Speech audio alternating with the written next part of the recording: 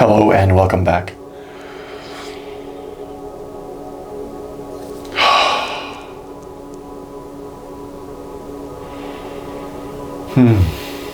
Just got out of the bath. Took a little nap.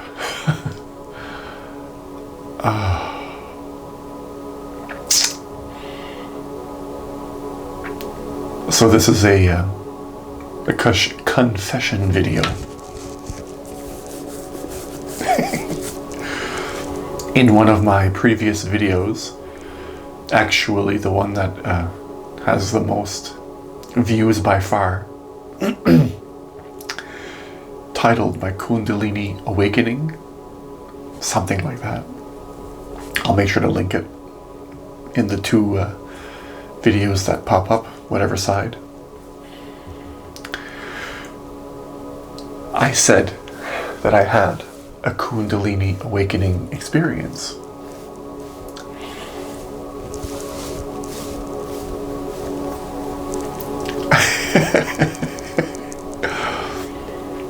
To be completely honest, I have no idea what it was.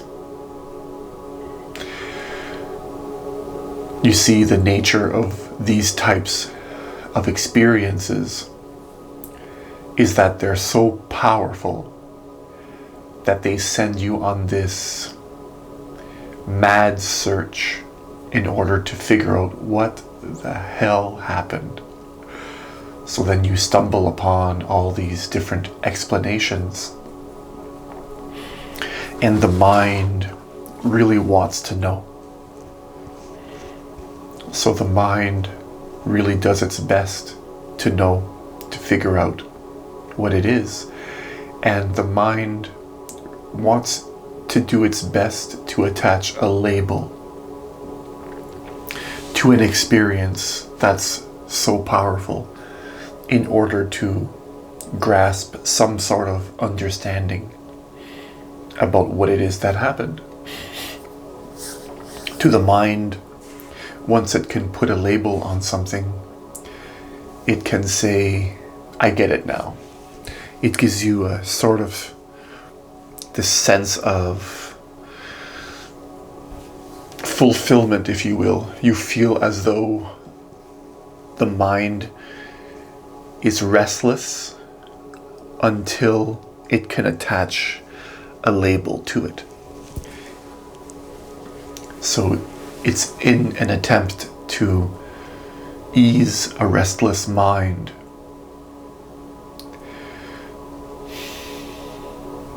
So someone had mentioned in the comments to that video that we were making I can't remember exactly how he wrote it, something like you're making a fool out of Kundalini or making a mess out of it. And if you're watching this video, I want to thank you. Sincerely, I want to thank you for that comment, because truthfully, nobody knows exactly what it is that's happening inside themselves in these moments. It happens in such a rush and such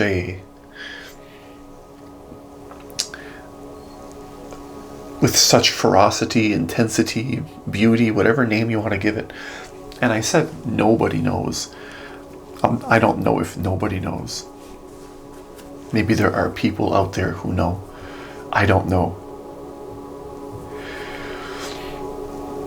But I believe it's really important to say that, because there's a danger in saying and believing that you had a certain experience and then you attach a label to it and you believe very strongly that that's what it is. Then you can fool yourself.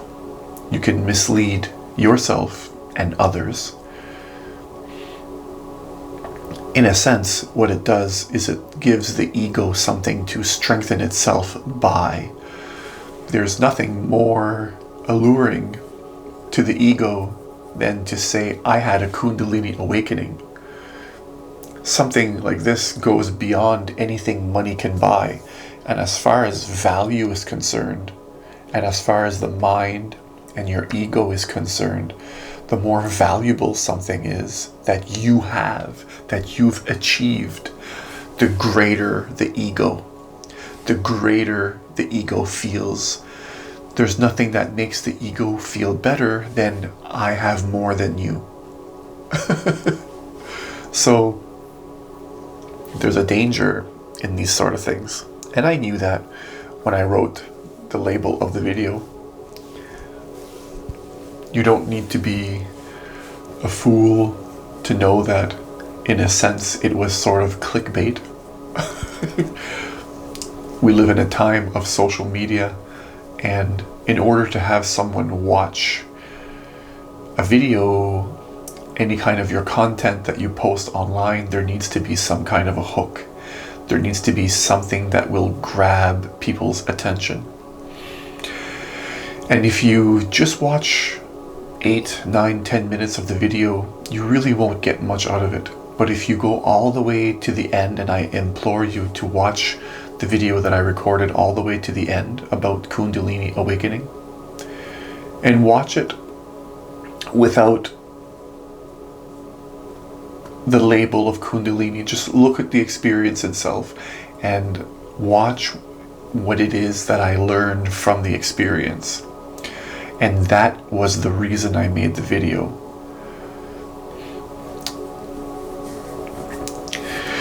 While I was having the experience, and when I told other people about it, I made sure to explain to people that it was a waking dream. I think I mentioned that in the video as well. There was the deepest clarity in that video that what I was experiencing in one way was not important at all. Maybe it was the universe doing some kind of a clickbait to me. Maybe that was my clickbait. Maybe that was my hook. Something to grab my attention, to steer me in a direction that was best for me to learn whatever it is that I needed to learn. And in that video, it was to accept that life at its simplest form. And when I say life, I don't necessarily mean like we are life. In this case, I'm not talking about the life that we are, but I'm talking about the story that we create about us going through this life. Okay, if that makes any sense. That I needed to accept the mediocre, the simple, and not be attached and look for those grand type of experiences. I left that experience with the understanding that searching and seeking for those types of powerful experiences is not the point. So, thank you. I forget the name of the person who wrote that comment, so feel free to check the video, and you'll see in the description that he left a comment, a beautiful comment. Because in these sort of things, when you go through any kind of spiritual wada woo,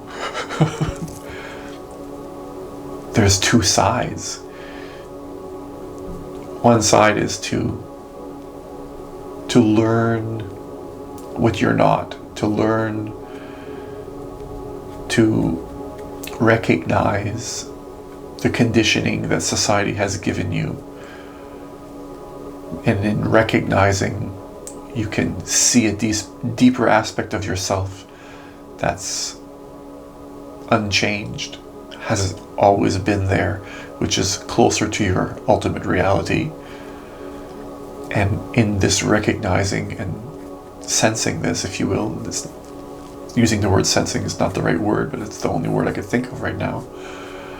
You have a sense of the feeling of I don't like being alive can't be intense in that state of awareness. It has an ability to have you feel okay, all right, great, in an understanding that in your experience here as a human, you're going to experience positive and negative, and it has you, it gives you the opportunity to see how it's not worth losing your anger or yourself in the story of Danny, the story of you. It helps you to take it less personally. It helps to deflate the intensity of the feeling of I, of me. And in turn, you can be more compassionate, more loving and open towards people. In my experience, you immediately become more forgiving. So it has a transformational effect. Now, on the other side, you can get addicted to these sort of things.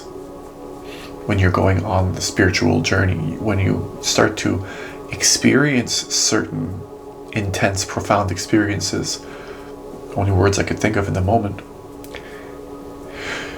it becomes easy to look at those things as better than what you're now experiencing. You feel as though that it was so much better than normal life, that normal life becomes depressing. It becomes a challenge, if you will, which leads ultimately to what I was just talking about, where you have a sense that it brings you to the same point with it in a different way, because you understand that everyone is going through something in their lives, whatever it is, and that everyone has some kind of suffering.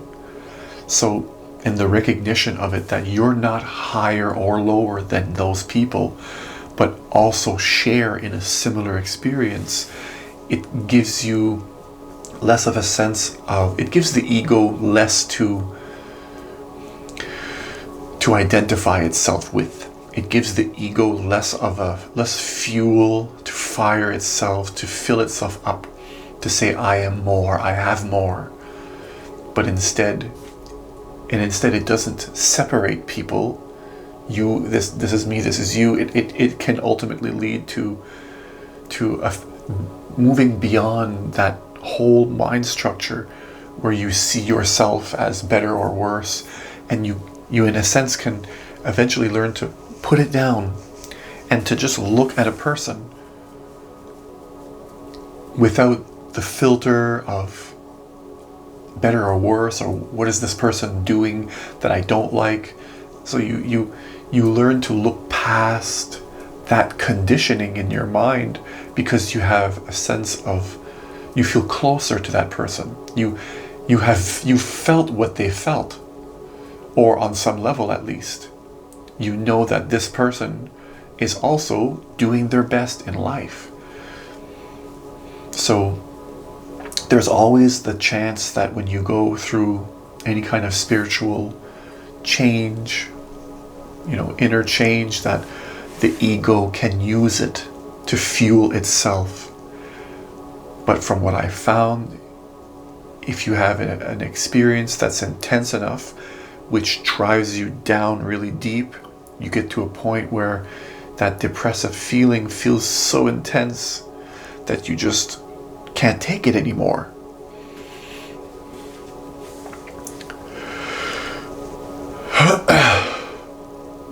So ultimately, it builds. You have a choice. You can just stay depressed. You can kill yourself, all that stuff, which I got to that point where I wanted to. And in order to make real change, I believe you have to nearly get to that point. Not necessarily everyone, but for me, that's how it was. And I recognized that it was the ego in me that was the cause, the root cause of all of my own suffering. And when I recognized that, I could also recognize that everyone else has an ego, and the cause of their pain is the same cause of my pain. So I was left with a sense of wanting to help everybody. And that's why I make these videos. Because ultimately, I don't think there's any wrong we can do. And I think whatever it is that we're experiencing it gives us an opportunity for us to align ourselves with our higher self, if you will. And I don't like saying higher self. It's just difficult to use the right word, because there's no higher self or lower self. There's just, in my experience, well, I guess you could say like a voice. There's this guiding presence that wants to lead you to a place where you are me versus you mentality. And there's also a guiding presence inside of you that deeply wants to move past that can see that is a immature, it seems immature to me, way of being in the world. So ultimately it's our lives. We have our own challenges, and whatever we decide is really up to us in the end. So I leave you with that. Wherever you are around the world, whatever time it is that you're watching this video, thank you. Thank you. Thank you.